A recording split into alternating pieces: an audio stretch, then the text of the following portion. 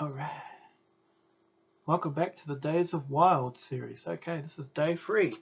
And today we're going to take a break from our usual talk about mid-90s and early 90s Prince music. We're going to talk about another topic which I find really interesting, and hopefully you guys too. I want to hear some of your input about it. Basically, I'm very happy with the response to the first 2 videos so far. They're already up to the numbers I regularly get from my old videos. I can see that the review of Come has really got a lot of people reacting to it, which is great because I don't think the album's had much reviewing on YouTube.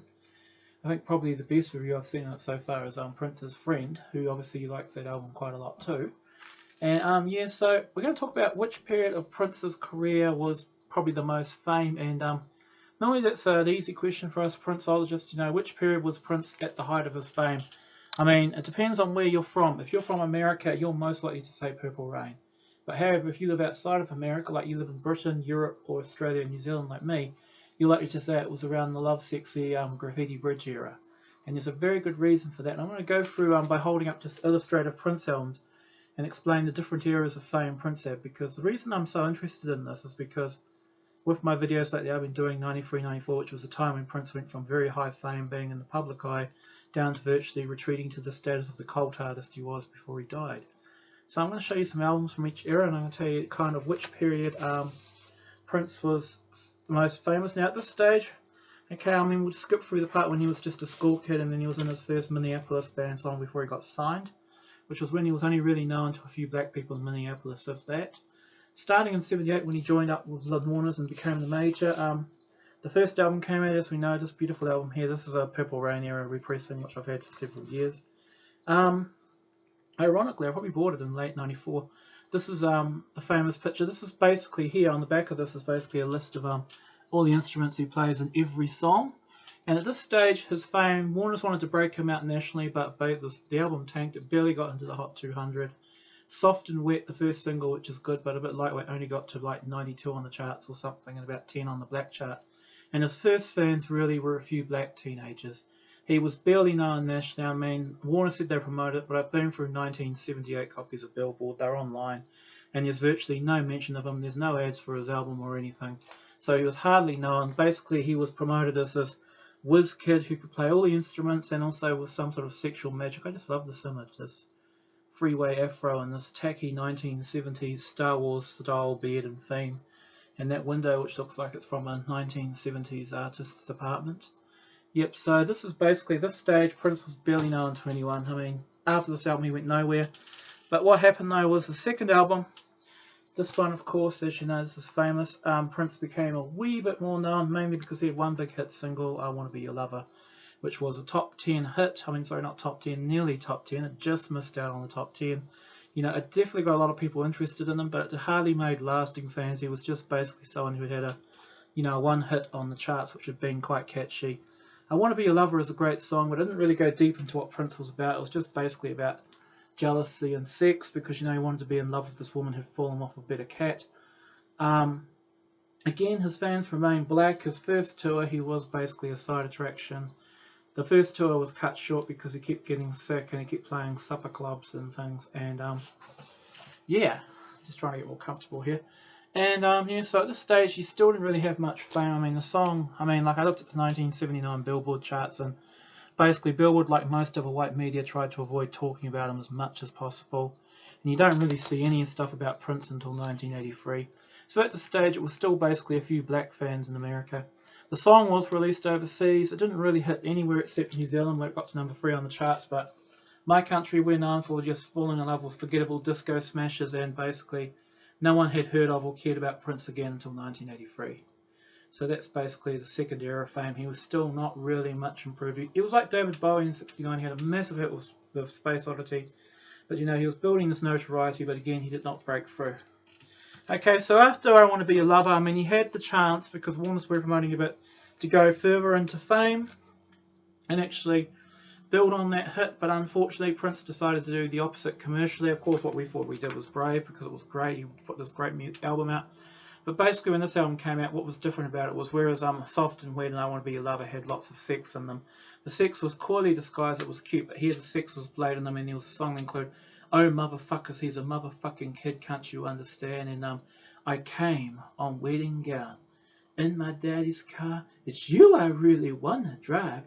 Warners were expecting to start the 80s with a consolidating pop follow-up. What did they get?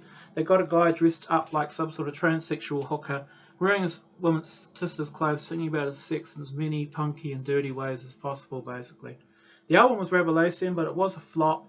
But what happened though was Prince picked up a third sector of fans besides local black kids and national black kids, and that was he started to get picked up by the critics and also the nightclub punk crowd. A lot of punks actually got into Prince with this album because it had a real punky type feel to it.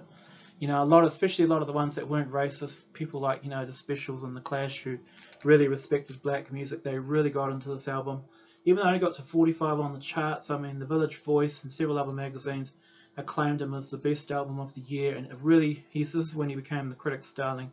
So now he'd also picked up the Tastmasters and the critics, but his fame was still small. I mean, the 1981 Dirty Mind tour only really played to places of a few hundred, maybe a couple of thousand people.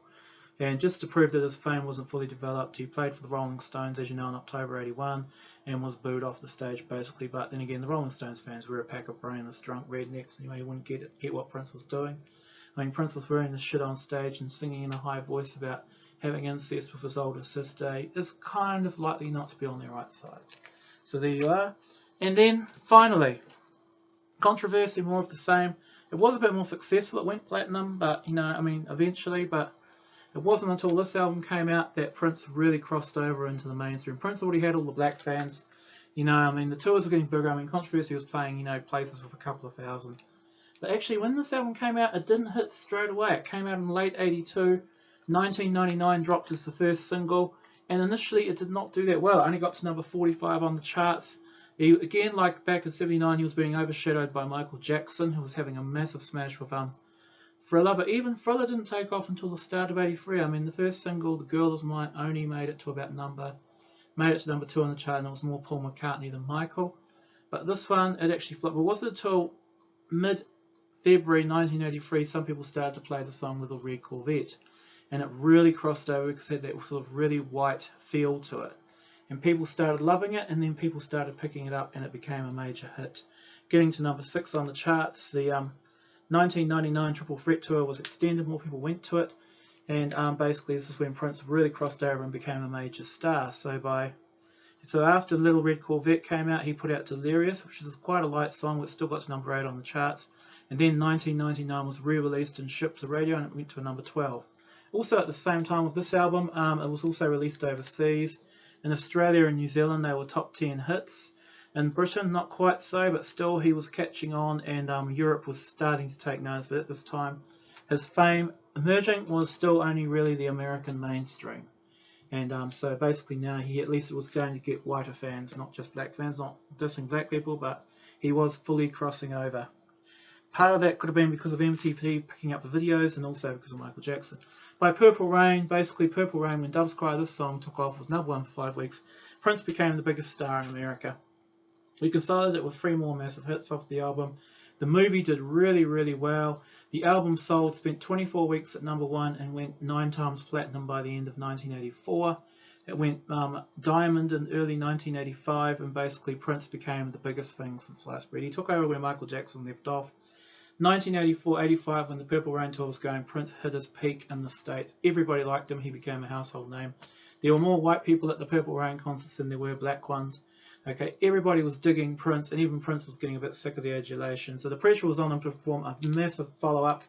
He gave us Around the World in a Day, which went to number 1 straight away on the strength of this Purple Rain fame. But then it fell off quickly because it wasn't Purple Rain 2, basically. But at this stage, though, even though these songs were shipped to Europe and the other places, they were top 10 hits. They were not number 1 smashes. I mean, when Doves Cry only got to number 4 in the UK, number 6 in New Zealand, and I think about number 3 in Australia, and about number 5 through Europe. I mean, he didn't get any number 1 hits until the time of Parade, basically. At this time, because Prince was only playing America, Prince had been playing America since every album going back to Prince. The Purple Rain tour finished, and after that, that was the end of his fame. It peaked, it went downhill. Why? Because Prince would not play America again until 1988. Although he did play a few one-off gigs like the Hit and Run tour and, you know, that type of stuff. But in reality, he did not become hugely famous again until 1988. And then his attempt at refame then did not work. So that's what happened. 1984, 85 was definitely the peak of Prince's fame, but already there was backlash. You know, there was this behaviour at the awards, you know, where he was acting all aloof and crazy. And also he wanted to release Around the World in a Day without any singles or videos, which probably wasn't the wisest thing to do when you're at the height of your fame. So there you are. Okay, 86, 87, he put out some of his best music. By the time this came out, he was an absolute legend. Already in the States, though, his fame was starting to sit by the time this album came out, whereas Around the World in a Day was #1 for 3 weeks. Parade, as great as the album was, it only got to #3 and fell down the charts fast. And then when Sign of the Times came out, which was a masterpiece, it only got to #6 in America and barely went platinum. But at this stage, what was happening now was in Europe, Japan, Australia, New Zealand, Prince's star was taking off. This album was multi-platinum in Europe. And unlike whereas he'd been playing mostly America before 1986, in 86 he did a Parade tour, 87 he did a Sign of the Times tour, 88 he did the Love Sexy tour, 1990 he did the New tour, 1992 he did Diamonds and Pearls, and 93 he did Act 1 and 2. So by that stage, Prince had made himself a massive star in the rest of the world, especially Europe, especially Holland, Germany and France, and also the Nordic countries. He was having #1 hits, his albums were selling millions over there, and he was a massive star in Europe. And realistically, this was the height of his fame, 87, 88. And it's easy to see why. I think Americans, generally they like the more poppy stuff, but Europeans like this more sort of deeper in the funk stuff. Except Prince fans of all nations, I mean, they're all really great, sophisticated cats. By the time of Love Sexy, he was still massive in Europe, basically. Europe couldn't get enough of him, neither could the Japanese. I mean, like I said in my videos reviewing Parade to Love Sexy, I mean, the Love Sexy tour was a sellout everywhere except the States. By 1988 in the States, Prince's star had really fallen. I mean, Alphabet Street, the first single off Love Sexy, only got to #8 in the States, and basically the album itself barely went top 10. It did not go platinum, it only went to gold, which was the last time an album had only gone gold was way back in the era of Dirty Mind. And basically he did the tour around the States. It didn't sell out, he actually lost money. He had to jettison pieces of the rigs, and by 1988 Prince's star was on the way down. But however, in the States, I mean outside the States, it was invincible. 89, he did have a bit of a brief uptick on the charts because Batman came out. It was a platinum seller. It had #1 hit with Bat Dance, which was #1 in America and most of the world actually, but it was kind of tied to the movie. But yeah, 1989 was the last year Prince was constantly in the public eye, and he was a massive star. He was competing with Madonna and Michael Jackson. But as the 80s ended, so did his mass fame. This album here basically is what sealed it. I mean, this is basically the last Prince album that saw a massive release everywhere. Unfortunately, the movie that created it was a complete turkey and killed it in the water. By this stage, people were saying Prince sounded dated, he was getting on. And this album only went platinum in the States on the strength of the hit songs Round and Round and Thieves in the Temple, which are excellent. It's got some of his best music, but by this stage, Prince's major fame had ended. In Europe and the rest of the world, it lasted a bit longer. It lasted through to 92, but by 1993-94, changing his name and putting out a lot of self-indulgent music, his fame had retreated to that of hardcore fans. And that's the last era I talk about. Is basically 1994 to his death was the era of the cult artist and the hardcore fans. There were definitely attempts at trying to recapture that major fame of the 80s. Like in 1995, the Gold Experience nearly went there. Emancipation in 96 was definitely another playback on the charts. And then 1990s, 9s, Rave Until the Joy Fantastic. After that album kind of flopped, Prince had kind of got sick of trying to pander to Joe Chartman and realised that his money and his adulation remained in basically his fans. And that's when Prince started to serve his fans with the MPG Music Club and selling music on the net and doing the tours. But in 2004, he kind of came back in the mainstream out of surprise with the whole Musicology album and tour, his appearance on, with Beyonce, and 2007 again with his appearance at the Super Bowl, which was very much acclaimed as one of the best shows. But yeah, pretty much when we're talking about Prince's absolute height of commercial fame, I'm going to settle with the year 1986. Why? Because that is a bridge between what I consider the European peak of 1988 and the American peak of early 1985. 86 was, his star was definitely climbing in Europe. Parade was doing well. He did the Parade tour that summer. But in America, even though he'd peaked, Parade still did well. He'd had a #1 hit with Kiss. Manic Monday got to 2 for the Beatles. He was still high in the charts. He was still famous. He was starting to slope down, but I'm talking about 86, just before Under the Cherry Moon came out and things started to go pear-shaped. So there you go, there's my third Days of Wild video, which is all about Prince, the Fame. Of course, all you viewers, tell me what you think was the commercial peak of Prince. And please don't attack me about this. I mean, I love Prince regardless of how much commercial success he had or didn't have, but it's always fascinated me, you know, when did Prince peak commercially? I mean, people could say the same of Michael Jackson. To me, Michael Jackson definitely peaked with Bad. After Bad, even though Dangerous was a massive hit, I felt his star went downwards, and the first allegations of child abuse, it really went downwards. With Madonna, I'd say that her peak of her commercial prime was just before Erotica came out.